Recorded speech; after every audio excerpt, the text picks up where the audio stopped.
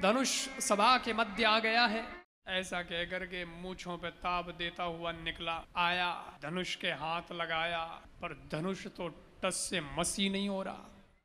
जब ये बात जनक जी ने कही और ये कह दिया कि कोई वीर इस धरा पर बचा नहीं है, तो और राजाओं ने तो नीचे गर्दन करके बात को सुन लिया, सहन कर लिया, लेकिन लक्ष्मण जी भी तो सभा में बैठे हैं। लक्ष्मण जी से रहा नहीं गया और लक्ष्मण जी खड़े हो गए, बिना भगवान की आज्ञा के, बिना अनुमति के खड़े हो गए।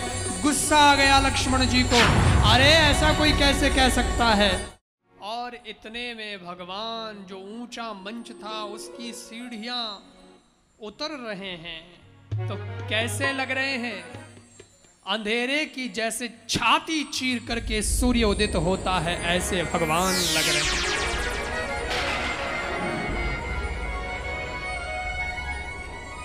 धनुष के पास भगवान पहुंचे। धनुष यज्ञ की तैयारी है भाई। धनुष सभा के मध्य आ गया है, रख दिया गया, हाथियों के द्वारा लाया गया, बहुत भारी था। शिव जी का धनुष है ये, इसका नाम है पिनाक। और सभा तैयार, बहुत से राजा महाराजा आए हैं। भगवान के लिए एक ऊंचा आसन अलग से बिछाया गया है। जनक महाराज ने कहा कि अब बुला लो, तो विश्वामित्र मुनि और राम लक्ष्मण तीनों आए हैं। भगवान को सबने देखा है, दर्शक दीर्घा बनी है, पुरुष बैठे हैं, माताएं बैठी हैं, सब जनकपुर के लोग बैठे हैं और भी अतिथि आए हुए हैं। भगवान को देखा सबने, जिनकी जैसी भावना वैसे भगवान दिखाई दिए। अलग अलग रूप में भगवान नजर आए हैं। एक ऊंचा आसन था, वहां पे भगवान को बैठा दिया, पास में लक्ष्मण जी बैठे, पास में गुरु जी भी बैठे। राजा महाराजा बहुत सारे आए हुए हैं, वो धनुष तोड़ना है ना, इसलिए सुन सुन के आए हुए हैं प्रतिज्ञा। क्यों हो जनक जी अड़ी प्रतिज्ञा है, जगो धनुष तोड़ दे या चढ़ा दे, उन्हें हाथे आपरे बेटी रो ब्याह करी।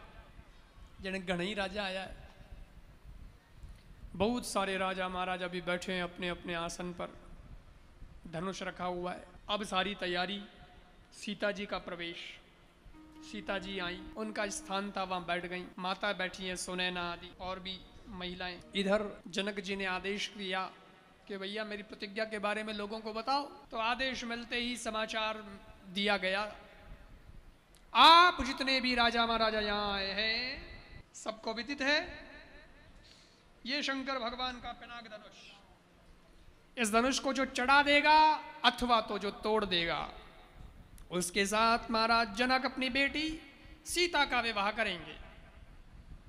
और आप जितने राजा महाराजा हैं, आप सब चंद्रमा के समान हैं, ये धनुष राहु के समान है।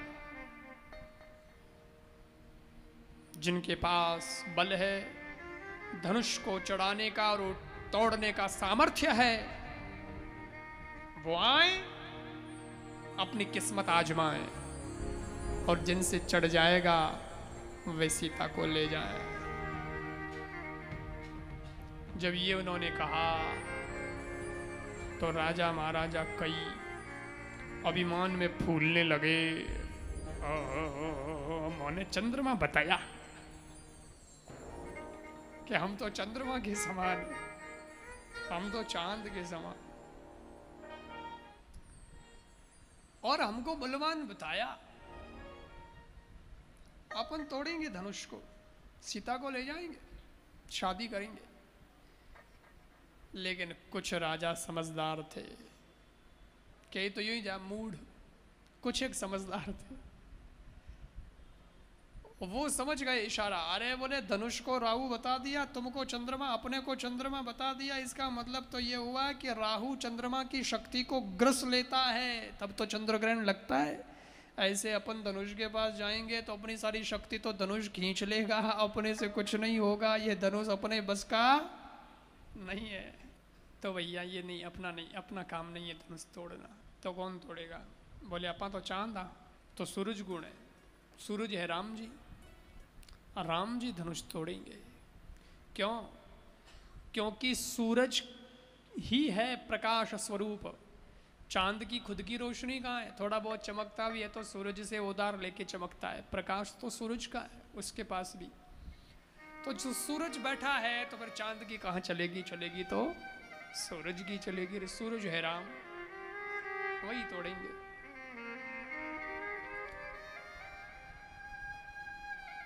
एक ने बड़ी प्यारी बात कह दी।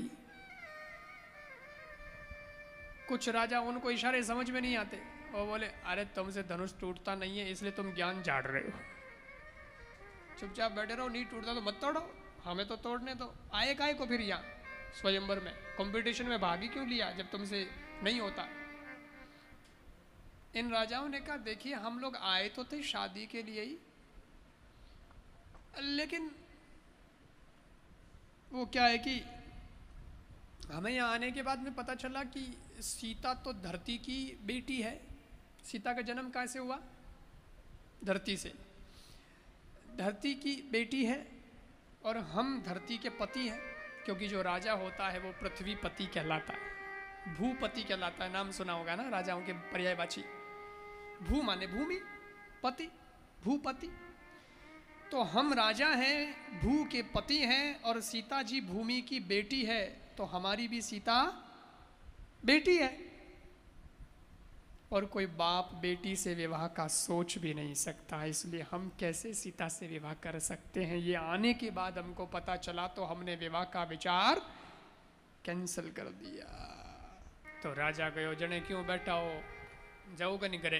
तो बोले बैठे तो इसलिए हैं, बैठे तो इसलिए हैं कि हम बाप हैं, सीता हमारी बेटी है, अब नाते में बेटी लगती है। ऐसे में राम जी और सीता का विवाह जब हो जाएगा तो आशीर्वाद तो बाप को भी देना पड़ेगा ना, इसलिए आशीर्वाद देने बैठे। इतना तो हमारे हिस्से में भी आएगा यार, आशीर्वाद तो देंगे। ओ हो, मैं देखो थे आया बड़ा ज्ञानी। कहां से कहां तुम।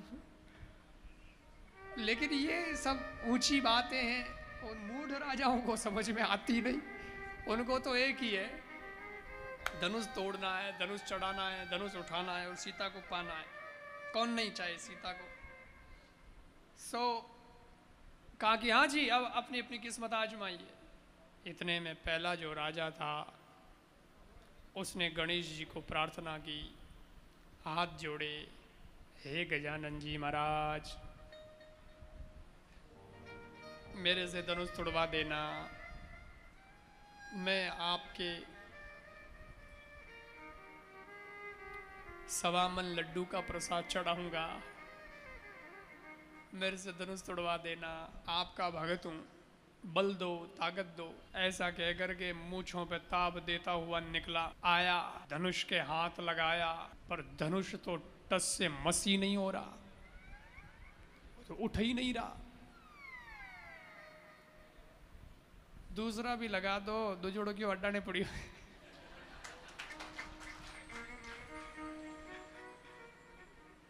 अब कोशिश तो बहुत करता है लेकिन धनुष उठता नहीं है।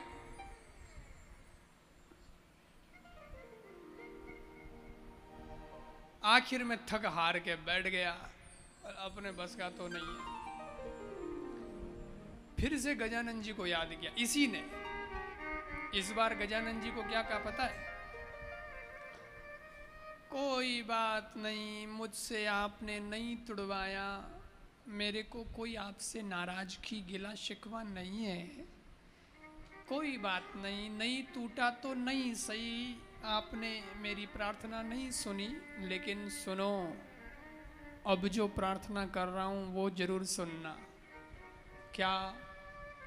बोले मैंने कहा था ना कि मेरे से धनुष टूट गया तो आपको 1.25 मन लड्डू का प्रसाद चढ़ाऊंगा, पर मेरे से तो आपने तुड़वाया नहीं, मेरा नंबर तो गया। पर अब जो दूसरे लाइन में बैठे हैं उनसे भी मत तुड़वाना।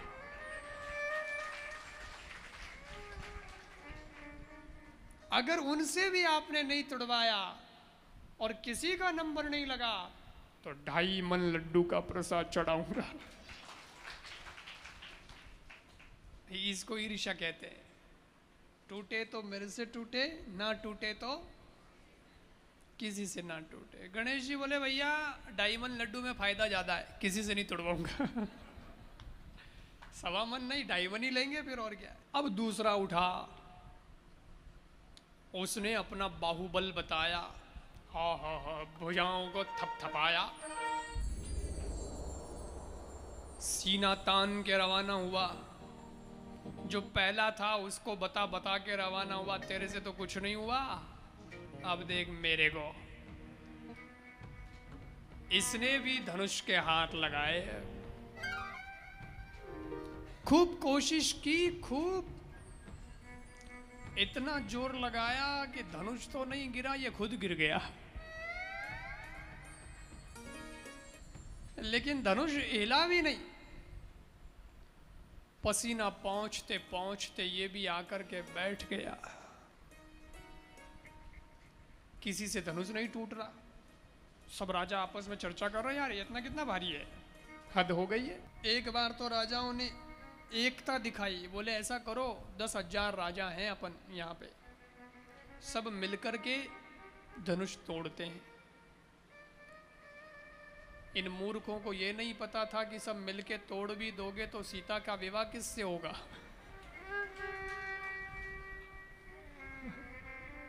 दस 10,000 राजा तो 20,000 तो हाथ हो गए, 20,000 हाथ इस धनुष के लगेंगे। पर बस अपना अपना। जब आदमी असफल होता है तो फिर दिमाग फैल हो जाता है, फिर वो कुछ का कुछ करता है, क्योंकि स्थिर नहीं होता, वो डिस्टर्ब हो जाता है। ये राजा डिस्टर्ब हुए पड़े, अब सफलता नहीं मिली ना। लेकिन जब किसी राजा से धनुष नहीं हिला, नहीं चढ़ा, नहीं टूटा, तब महाराज जनक को पता चला और जनक महाराज ने अपना दुख, अपनी पीड़ा व्यक्त की सभा के मध्य। पहले तो रोने लगे, हे भगवान ये क्या हो रहा है, मेरी बेटी कुंवारी रहेगी, मेरी बेटी का विवाह ही नहीं होगा।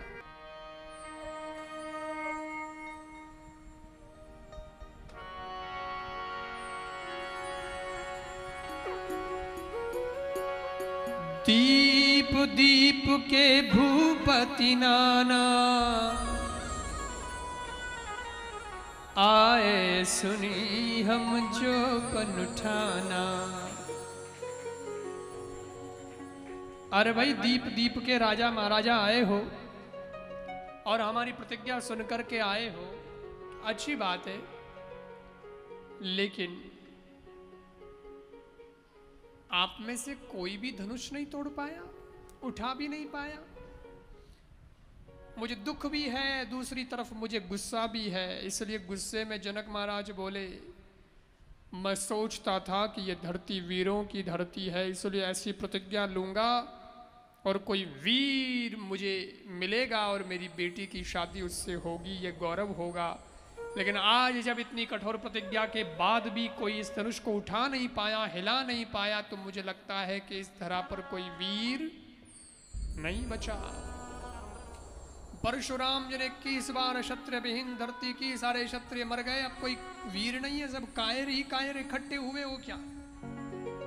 इसलिए अब अपने आप को कभी वीर कहने का घमंड मत करना, भूल मत करना। अब जनी को माँ के भट मानी, वीर विहीन मही में जानी। इसलिए सब अपने अपने अपने अपने घर चले जाओ। कायरों के लिए ये सभा नहीं है, वीरों के लिए है। वीर कोई है नहीं तुम में से, निकलो यहां से। जनक जी ने गुस्से में कहा, निकलो यहां से, चले जाओ। तो भी राजा महाराजा बैठे रहे, गए नहीं। तो जनक जी ने दूतों से पूछा, ये जा क्यों नहीं रहे। दूत बोले, ये इसलिए नहीं जा रहे क्योंकि ये आपस में सोच रहे कि हमसे धनुष नहीं टूटा तो राम जी से क्या टूट जाएगा, वो तो हमसे भी कमजोर दिख रहे हैं, फूल से कोमल हैं। जब हमसे ही नहीं टूटा तो उनसे क्या टूटेगा, और जब किसी से नहीं टूटेगा तो राजा अपनी बेटी को कुंवारी तो नहीं रखेगा, आखिर शादी तो करेगा। तो कैसे करेगा, बोले ऐसे ही करेगा जैसे सबकी होते आई है, स्वयंवर रचेगा। स्वयंवर में क्या होता है, सब बैठ जाते हैं लाइन सर, और लड़की को कहते हैं कि ले भाई माला लेके घूमो, जो पसंद आ जाए उसके गले में डाल दो। तो सीता को ऐसे घुमाएंगे माला लेके, तो धनुष तोड़ने में तो नंबर नहीं आया, पर माला पहनने में आ सकता है। इस आशा में अभी भी राजा बैठे हैं, जा नहीं रहे। ये सुनते ही जनक जी का माथा फिर घूमा। जनक जी ने बोला, ओ हो मैं थोड़े हाथ पना हूं मारी छोरी ने, छोड़ो आशा तजहू आस,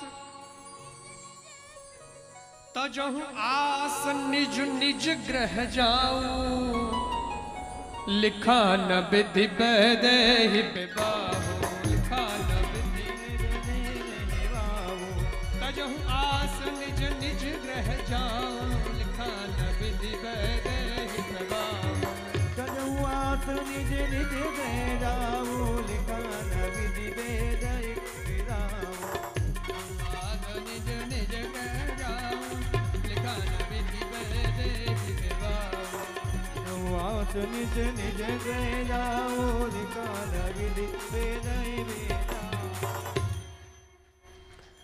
अरे बोले ये आशा छोड़ो, विधाता ने मेरी बेटी का विवाह ही नहीं लिखा उसके भाग्य में, तो करूंगा कैसे? कमारी रह जाएगी, घरे बैठ जाए, पर थोड़े हाथे नहीं बनाऊंगा। लो, जब ये बात जनक जी ने कही और ये कह दिया कि कोई वीर इस धरा पर बचा नहीं है, तो और राजाओं ने तो नीचे गर्दन करके बात को सुन लिया, सहन कर लिया, लेकिन लक्ष्मण जी भी तो सभा में बैठे हैं। लक्ष्मण जी से रहा नहीं गया और लक्ष्मण जी खड़े हो गए, बिना भगवान की आज्ञा के, बिना अनुमति के खड़े हो गए। गुस्सा आ गया लक्ष्मण जी को, अरे ऐसा कोई कैसे कह सकता है?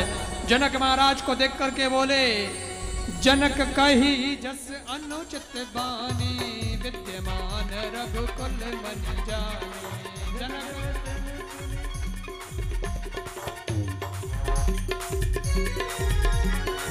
कही जनक जस अनुचित बानी, विद्यमान रघुकुल मन जानी।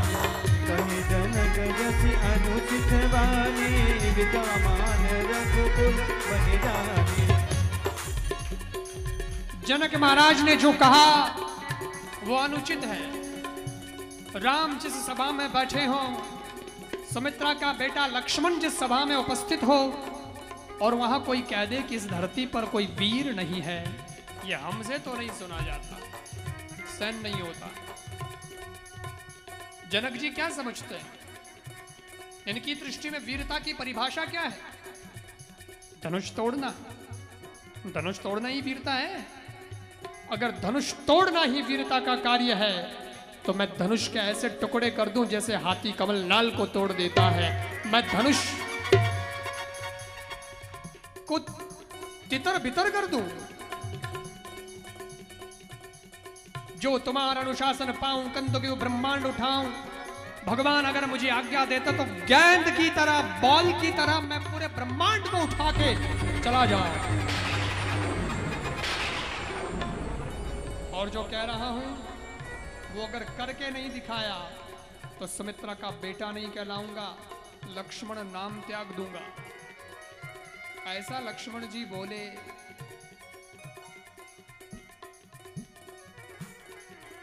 जनक जी चुप। उन्होंने भी गर्दन नीचे कर ली कि अरे मैं कुछ ज्यादा ही बोल गया था, मैंने थोड़ा मर्यादा का उल्लंघन कर दिया। इधर सभा में जो लोग बैठे हैं वो सब थोड़े से डर गए, ये क्या हो रहा है, ये बालक क्या बोल रहा है। सब तो थोड़े डर गए, पर सीता जी मुस्कुराने लगी। सीता जी को विश्वास हो गया, धनुष नहीं टूटा पर अब टूट जाएगा, अब टूट जाएगा। राम जी ने तभी लक्ष्मण को इशारा किया। क्या इशारा किया? इशारे में बात होती है, बोलना नहीं, इशारे में समझ लो और समझ जाते। तो राम जी ने लक्ष्मण जी को इशारा किया, पर क्या इशारा किया? ये तो नहीं किया होगा कि लक्ष्मण ब्याह मने करनो धनुष मने तोड़नो तू पीछे क्यों कूदे।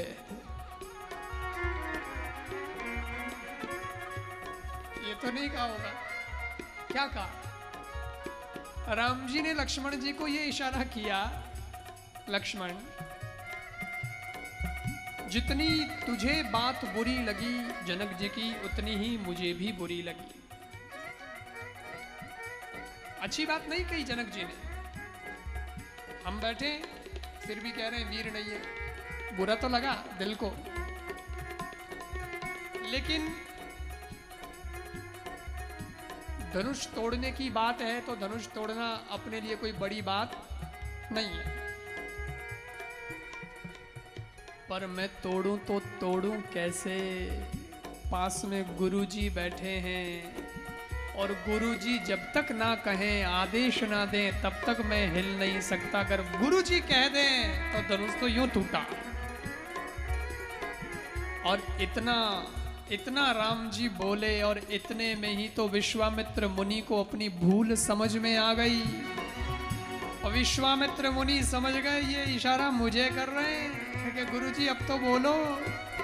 और इतने में ही तो विश्वामित्र मुनि ने अपना हाथ राम जी की तरफ यूं ऊपर उठाया और बोले, उठहु राम उठहु उठहु उठहु राम भंजव भव चापा मेटहु तात जनक परिताप। राम भंजहु भव चापा मेटहु तात जनक परितापा। उठहु राम भंजहु भव चापा मेटहु तात जनक परिताप। उठहु राम भंजहु भव चापा मेटहु तात जनक परितापा। मेटहु तात जनक तापा मेटहु तात जनक परितापा। राम उठो और जनक जी के परिताप को तोड़ दीजिए, धनुष को तोड़ दीजिए। जैसे ही आदेश मिला उसी वक्त अब भगवान को क्या देरी, भगवान उठे, गुरु जी को प्रणाम किया। और राम जी जब उठे तो सुनैना जी ने देखा। सुनैना जी बोली, अरे अरे ये कौन बच्चा उठा है, इसको बैठा दो। क्यों? अरे बड़े बड़ों से धनुष नहीं टूटा तो ये बालक क्या तोड़ देगा, और हमारी बेइज्जती तो पहले ही हो चुकी है, तो इस बच्चे को भेज करके और डबल बेइज्जती क्यों करवा रहे हो? इस बच्चे को बैठा दो रे, कोई जनक जी को समझाओ। इतने में सखियां पास में बैठी थी, वो बोली, मैया यही तोड़ेंगे, ये तो छोटे से हैं, ये क्या तोड़ेंगे? बोले इन्हें छोटा न समझो, क्योंकि मंत्र छोटे ही होते हैं पर बड़े बड़े देवता मंत्रों से वश में हो जाते हैं। देवता मंत्राधीनम।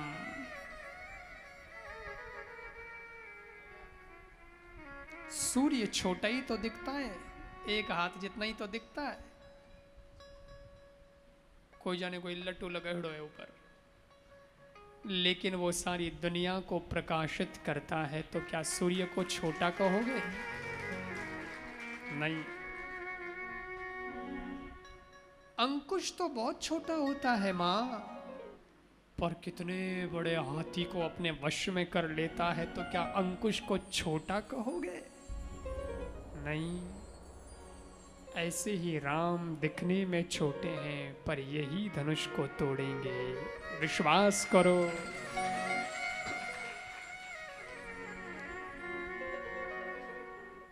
और सब लोग भगवान को देख रहे हैं और इतने में भगवान जो ऊंचा मंच था उसकी सीढ़ियां उतर रहे हैं। तो कैसे लग रहे हैं? अंधेरे की जैसे छाती चीर करके सूर्य उदित होता है, ऐसे भगवान लग रहे हैं।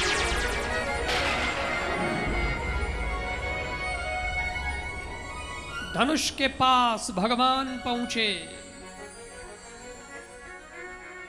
धनुष को प्रणाम किया, परिक्रमा की, और माता पिता को याद किया, गुरु जी को याद किया, पर धनुष नहीं तोड़ रहे हैं भगवान, धनुष नहीं तोड़ रहे हैं।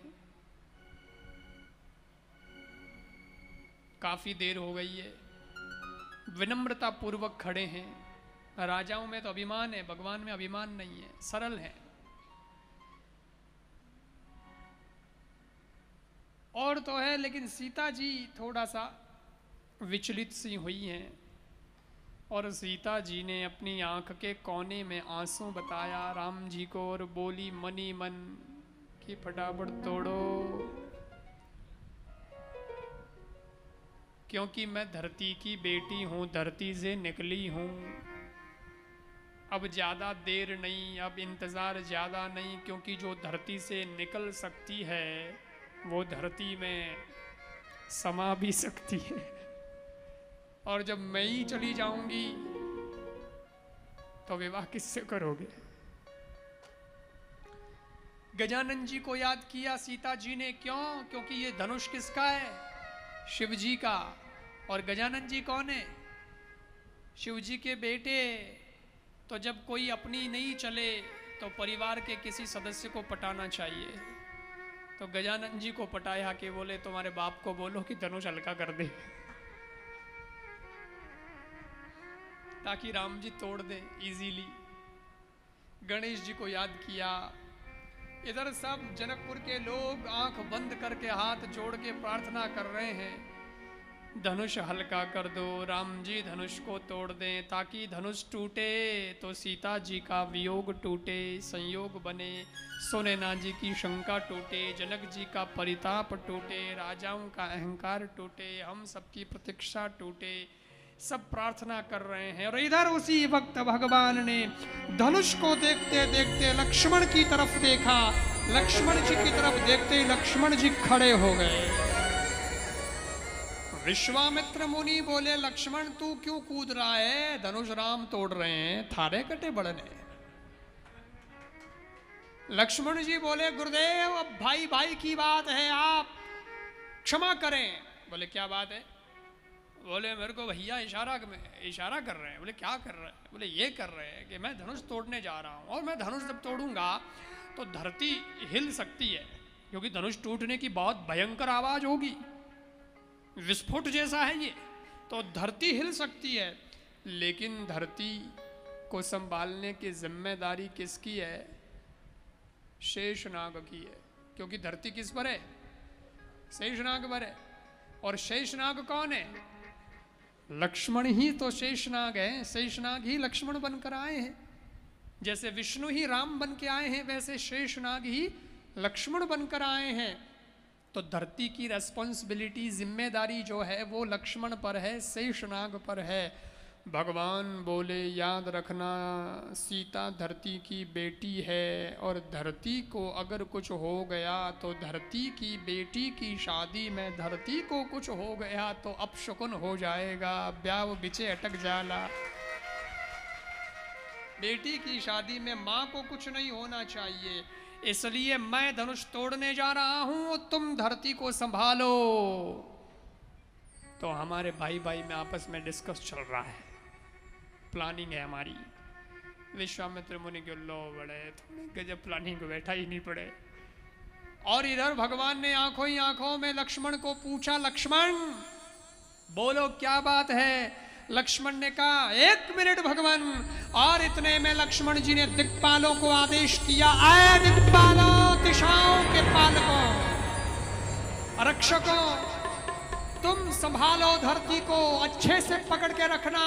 भगवान राम धनुष तोड़ने जा रहे हैं, धरती को कुछ नहीं होना चाहिए। दिक्पालों ने धरती को पकड़ लिया, संभाल लिया। भगवान ने दोबारा लक्ष्मण की तरफ देखा और पूछा आंखों ही आंखों में, पोजीशन क्या है? लक्ष्मण जी बोले पोजीशन एकदम ठीक है, ग्रीन सिग्नल मिला। और भगवान आगे बढ़े, धनुष को दोनों हाथों को, भगवान ने दोनों हाथों से धनुष को पकड़ा। न केवल पकड़ा, इस बार तो भगवान ने धनुष को उठा लिया। लोगों ने देखा धनुष उठ गया, उठा हुआ तो दिखा, लेकिन इतने में भगवान ने क्या किया? भगवान लोगों की प्रतीक्षा को समाप्त करने में लगे हैं और न केवल उठाया बल्कि भगवान ने उसी समय धनुष को तोड़ दिया।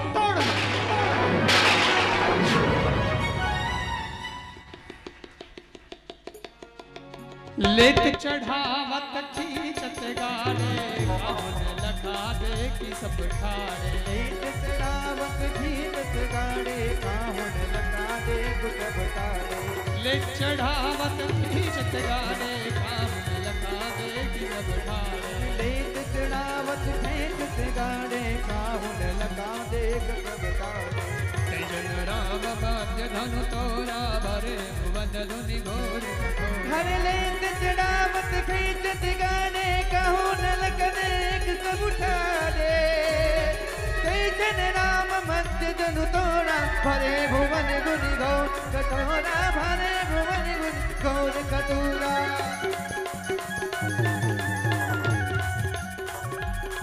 हर लेत चढ़ावत खींचत गाड़े, काहुन लखा दे कि सब ठाड़े। हर चैतन राम मध्य धनु तोरा, भरे भुवन धुनि गुण कठोरा। भरे भुवन धुनि गुण कठोरा। भरे भुवन धुनि गुण कठोरा।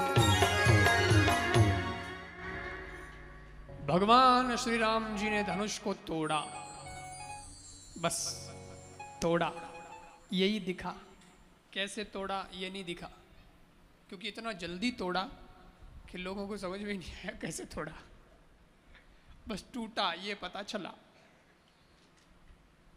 वो तो टूट गया, तब पता चला कि अच्छा ऐसे तोड़ा बीच में से। तैंचन राम मध्य धनु तोड़ा। इस मध्य के बहुत अर्थ हैं। मध्य धनु तोड़ा मतलब न ब्रह्मा ने तोड़ा, क्योंकि तीन देव है ना, ब्रह्मा विष्णु, तो ये तीन अंगुलियों से इशारा करते हैं ना, ब्रह्मा विष्णु महेश।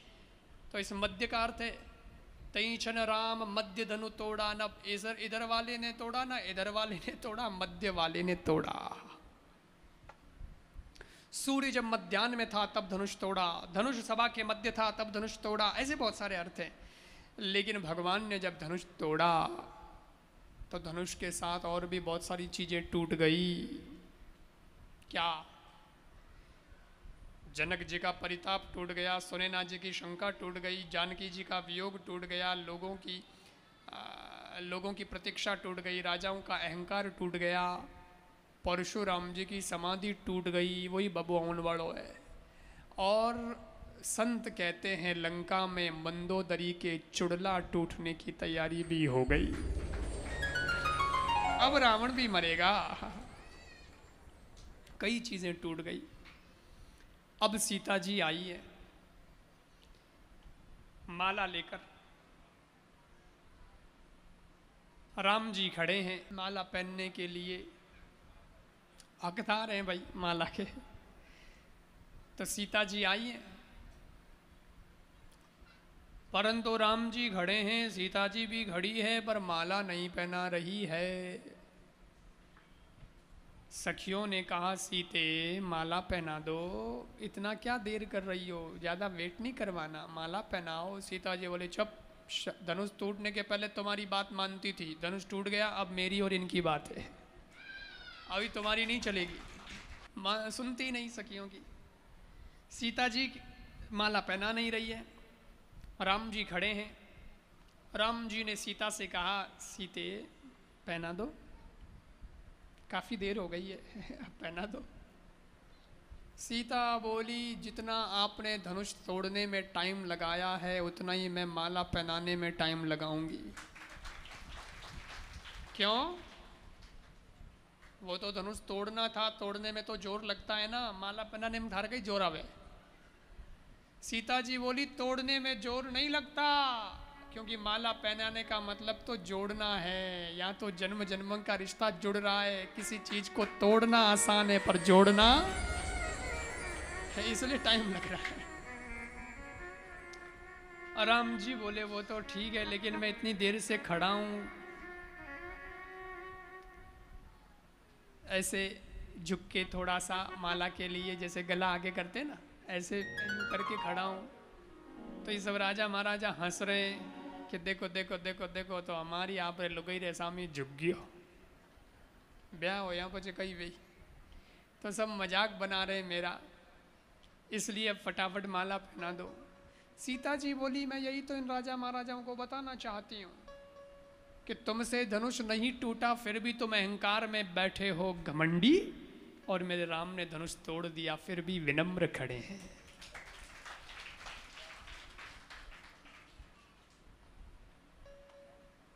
तो सीता जी माला पहना नहीं रही है, पर सार की बात यह है कि माला पहना नहीं रही ऐसी बात नहीं है, माला पहना नहीं पा रही है ऐसी बात है। क्यों? क्योंकि राम जी हैं बड़े, सीता जी पड़ती है छोटी, हाथ पहुंचता नहीं। राम जी हैं राजा के बेटे, तो मुकुट जो पहन रखा है वो भी स्पेशल है। तो खुद लंबे, हाइट ज़्यादा, एंड बड़े फुट 1.5 फुट रो, तो मुकुट भी वेला, तो और ज़्यादा हाइट हो गई। तो सीता जी तो बेचारी कंफर्टेबल ही नहीं हो रही माला पहनाने में। अब राम जी अगर झुके भी माला पहनने के लिए तो कितना झुके? ठीक है, थोड़ा ऐसे झुक जाएं, थोड़ा ऐसी गर्दन कर लें, अब ज़्यादा भी नीचे नहीं झुक सकते माला पहनने के लिए, अच्छा नहीं लगता है। और वो बैलेंस बन नहीं रहा, हाथ का ये कनेक्शन नहीं आ रहा, कितना झुके? इसलिए अब इस गैप को कौन मेंटेन करे, अब इसको कैसे इसका सॉल्यूशन निकले? यहां आकर के बात अटक गई। अब हुआ ये,